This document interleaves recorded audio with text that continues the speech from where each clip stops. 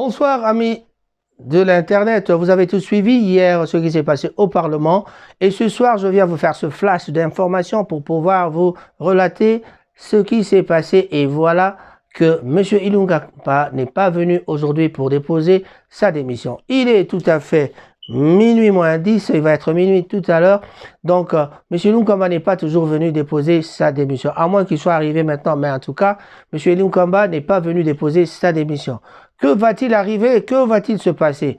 Que décidera le président de la République?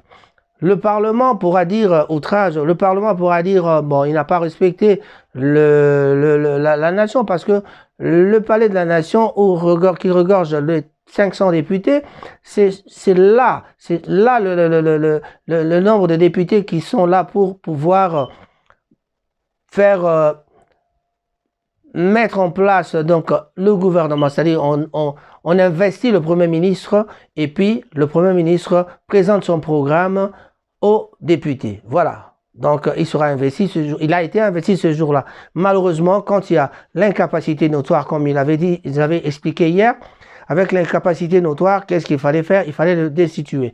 Il y avait une motion de défiance qui a été votée ils ont tous voté pour, donc 367 députés avaient voté pour la destitution de M. Ilunga Kamba. Donc, il a été destitué, mais comme il n'est pas venu, on va attendre que le président de la République dise un mot et on saura la suite. Le pays va mal. Le pays va mal comment? Des tensions à Lubumbashi, toujours le Béni, c'est la même chose, donc à l'est, par-ci, par-là, dans le pays, du côté des pays partout les pays frontaliers, du côté de l'Ouganda, Burundi, Rwanda, il y a des troubles. Les ADF, les rebelles, les troupes rebelles sont en train de menacer. Donc, on se pose la question de savoir que deviendra ce pays d'ici là, parce que déjà demain, quand M. Tshisekedi dira quoi que ce soit, on ne sait pas qu'est-ce qui va arriver. Voilà, on verra encore les avions angolais défiler, on ne sait pas. Eh bien voilà, on ne peut pas nous intimider. Je vous dis, on ne peut pas nous intimider. Qui a intimidé qui? Et celui qui a dit qu'on ne peut pas lui intimider, on ne l'entend plus parler. Notre ami Chadar, où est-il parti? On ne sait pas. Mais ce qui a comme problème ici, c'est quoi? Le FCC est resté majoritaire. Je suis sûr que le FCC doit être encore majoritaire dans même dans l'Union sacrée, ils sont majoritaires, je pense. Mais majoritaires comment? Il y en a qui ont adhéré, tout le monde a adhéré. Il y a des dissidents de FCC qui sont là, mais il y a des gens qui sont là, mais qui sont vraiment fidèles à Félix-Antoine Tshisekedi. Et il y a des gens qui sont là, peut-être qui ne sont pas fidèles. Comment voulez-vous croire à un Mende qui soit fidèle à Fachi? Donc, on est en train de douter avec des gens comme ça. On se serait posé la question de la même façon que Ngoï Kassanji, mais Ngoï Kassanji, comme c'est un Barouetou, donc peut-être que, vous m'excuserez, mais on se connaît, hein, on se connaît. Donc, peut-être qu'il a vraiment changé de camp, parce qu'il dit, ah, finalement, je dois aller aider mon frère. Mais, si c'est seulement aider son frère, oui. Mais on raconte que les députés sont là pour leurs intérêts personnels.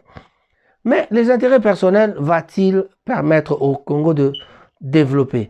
En tout cas, partout en Europe, partout dans la diaspora, les gens sont devenus un peu sceptiques, ils sont méchants, ils commencent à faire de pensées. Il y aura peut-être un forum qui sera organisé, il y a peut-être des conférences qui vont s'organiser ici dans la diaspora pour pouvoir essayer d'étudier le problème du Congo pour voir qu'est-ce qu'on peut faire, parce que est-ce qu'ils vont penser à ce qu'il faut faire pour aider Félix-Antoine Tshisekedi ou alors ils vont penser à faire autre chose pour aller détruire ce que Félix-Antoine Tshisekedi a fait.